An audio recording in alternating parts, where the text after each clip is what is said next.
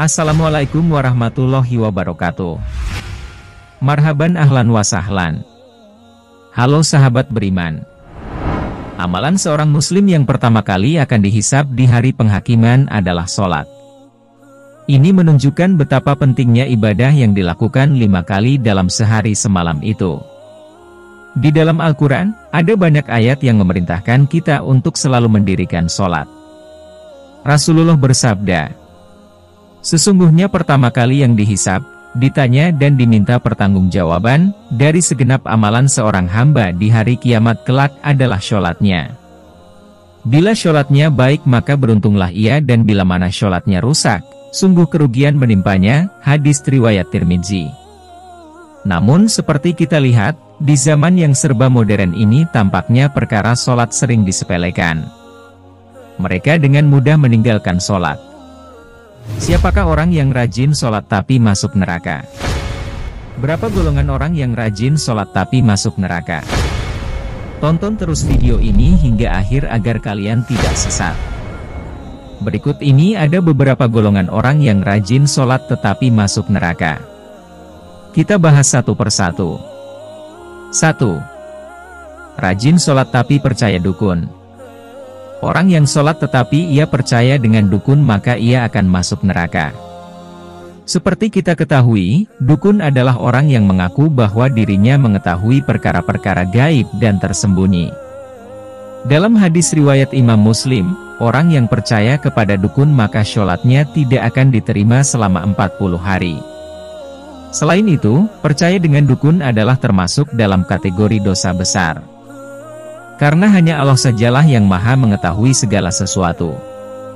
Percaya kepada dukun juga dapat dikategorikan sebagai perbuatan musyrik, karena dukun itu adalah orang yang bersekutu dengan bangsa jin.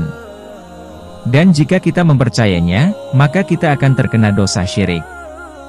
Untuk itu, apabila ada orang yang sholat tetapi mempercayai dukun, benda pusaka, dan sejenisnya, maka ia akan terancam dosa yang sangat besar. Rasulullah bersabda, barang siapa yang mendatangi tukang ramal, atau dukun kemudian ia membenarkan apa yang dikatakannya itu, maka sesungguhnya ia telah inkar terhadap apa yang telah diturunkan kepada Nabi Muhammad SAW. Hadis riwayat Abu Dawud, At-Tirmizi dan Ibnu Majah. 2. Sholat tapi suka bergunjing keburukan orang lain. Dalam Al-Quran Allah berfirman, apakah yang memasukkan kamu ke dalam sakar, neraka? Mereka menjawab, kami dahulu tidak termasuk orang-orang yang mengerjakan sholat, dan kami tidak pula memberi makan orang miskin, dan kami membicarakan yang batil, bersama dengan orang-orang yang membicarakannya, dan kami mendustakan hari pembalasan, hingga datang kepada kami kematian. Maka tidak berguna lagi bagi mereka syafaat dari orang-orang yang memberikan syafaat. Quran Surat Al-Muddathir ayat ke-42-48. Dalam ayat di atas, salah satu penyebab orang masuk neraka adalah karena suka membicarakan keburukan orang lain. Orang yang mendirikan sholat, tetapi suka membicarakan kejelekan orang lain maka ia akan ditempatkan di dalam neraka sakar. Allah melarang kita untuk membicarakan aib orang lain. Allah berfirman, hai orang-orang yang beriman, jauhilah kebanyakan purbasangka atau kecurigaan, karena sebagian dari purbasangka itu dosa. Dan janganlah mencari-cari keburukan orang dan janganlah menggunjingkan satu sama lain. Adakah seorang di antara kamu yang suka memakan daging saudaranya yang sudah mati, maka tentulah kamu merasa jijik kepadanya. Dan bertakwalah kepada Allah. Sesungguhnya Allah Maha Penerima Taubat lagi Maha Penyayang. Quran Surat Al-Hujarat ayat ke-12. 3. Sholat tapi mengabaikan anak yatim. Orang-orang yang sholat tetapi mengabaikan anak yatim adalah termasuk dalam golongan orang-orang yang mendustakan agama. Hal ini sudah jelas diterangkan dalam Al-Quran Surat Al-Maun. Maka, orang yang sholat tetapi tidak mau menolong orang miskin, mengabaikan anak yatim, dan enggan menolong sesama adalah termasuk dalam orang-orang yang celaka. Sehingga, Sekalipun ia ahli ibadah maka ia juga dapat masuk ke neraka karena ia menyia-nyiakan anak yatim. 4. Sholat tapi suka berdusta. Berdusta merupakan salah satu dosa besar dan diancam siksa yang pedih di akhirat kelak. Di zaman seperti ini, kebohongan tampaknya sudah menjadi suatu kebiasaan di kalangan masyarakat. Padahal, sekecil apapun sebuah kebohongan akan tetap dianggap sebagai dosa besar. Meskipun ada seseorang yang rajin sholat dan beribadah, namun apabila lisannya suka berbohong maka sholat dan ibadahnya akan sia-sia semata. Karena kebohongannya itu akan menghapus amal-amalnya. Dan apabila ia mati dalam keadaan tidak bertaubat kepada Allah, maka dia akan dimasukkan ke dalam neraka. Allah berfirman, "Sesungguhnya yang mengada-adakan kebohongan, hanyalah orang-orang yang tidak beriman kepada ayat-ayat Allah, dan mereka itulah orang-orang pendusta." Quran Surat An-Nahl ayat 105. Berbohong menunjukkan salah satu ciri dari golongan orang-orang yang munafik.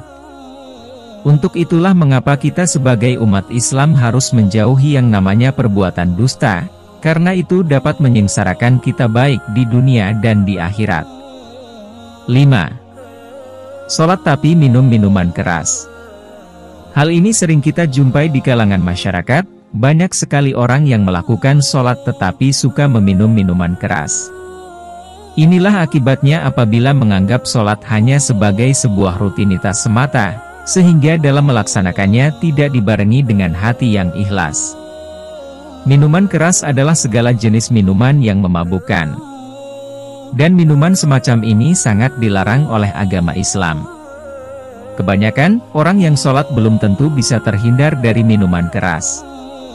Rasulullah sendiri mengatakan bahwa setiap minuman keras itu adalah induk dari segala macam kejahatan, bahkan Rasulullah juga melarang setiap muslim untuk mendekati khamr, apalagi meminumnya.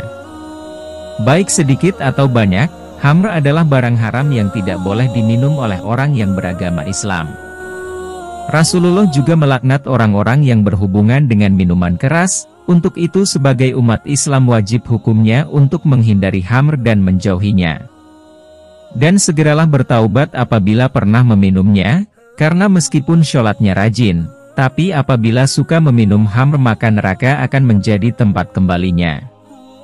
Rasulullah bersabda, "Barang siapa minum khamr, pasti Allah memberi minum kepadanya dari air panas neraka jahanam." Hadis riwayat Al-Bazzar. Itulah beberapa golongan orang yang rajin sholat, tapi masuk ke dalam api neraka. Semoga kita semua tidak termasuk golongan orang-orang seperti itu. Mari kita bersama-sama bertaubat dan memperbaiki diri. Barang siapa yang mengerjakan kebaikan seberat zarah pun, niscaya dia akan melihat balasannya. Quran Surat Al-Zalzalah ayat ke-7. Terima kasih sudah menonton video ini, semoga video ini bisa bermanfaat buat kita semua.